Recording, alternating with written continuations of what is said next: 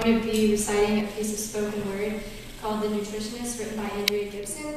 She is a strong supporter of LGBTQ+ and mental health awareness. The nutritionist said I should eat root vegetables, said if I could get down 13 turnips a day, I would be grounded, rooted, said my head would not keep flying away to where the darkness lives. The psychic told me that my heart carries too much weight, said for $20 she'd tell me what to do. I handed her the 20, she said, "Stop worrying, darling, you will find a good man soon." The first psychotherapist said I should spend 3 hours a day sitting in a dark closet with my eyes closed and my ears plugged.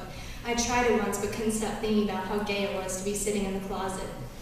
The yogi told me to stretch everything but the truth, said to focus on the out-breaths, said everyone finds happiness if they care more about what they give than what they get. The pharmacist said Klonopin, Lamictal, Lithium, Xanax. The doctor said an antipsychotic might help me forget what the trauma said. The trauma said, don't write these poems.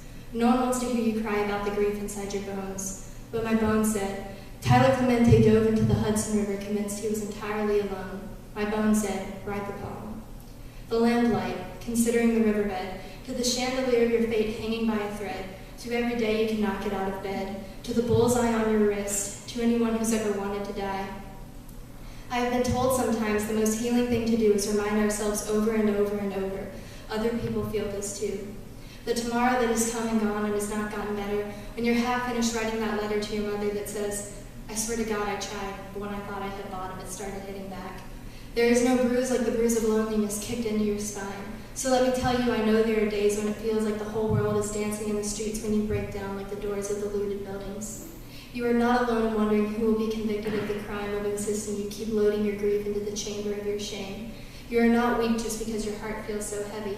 I have never met a heavy heart that wasn't a phone booth with a red cape inside. Some people will never understand the kind of superpower it takes just to walk outside. Some days I know my smile looks like the gutter of a falling house, but my hands are always holding tight through the ripcord of believing. A life can be rich like soil, can make food of decay, can turn wound into highway. Pick me up in a truck with a bumper sticker that says, it is no measure of good health to be well adjusted to a sick society. 4 nights before Tyler Clemente messed up. I have never trusted anyone with the pulled back bow of my spine the way I trusted the ones who come undone at the throat, screaming for their pulses to find the fight to pound. 4 nights before Tyler Clemente dove from the George Washington Bridge, I was sitting alone in a hotel room in my hometown, calculating exactly what I had to swallow to keep a bottle of sleeping pills down.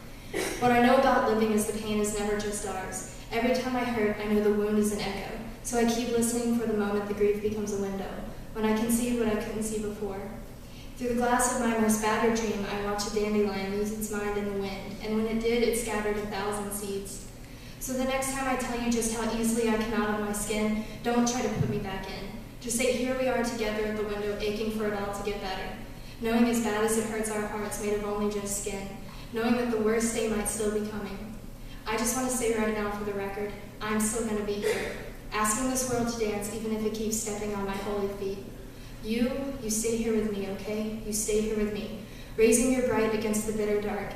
Your bright longing, your brilliant kiss of loss. If the only thing we have to gain and sting is each other, my God, that's plenty. My God, that's enough.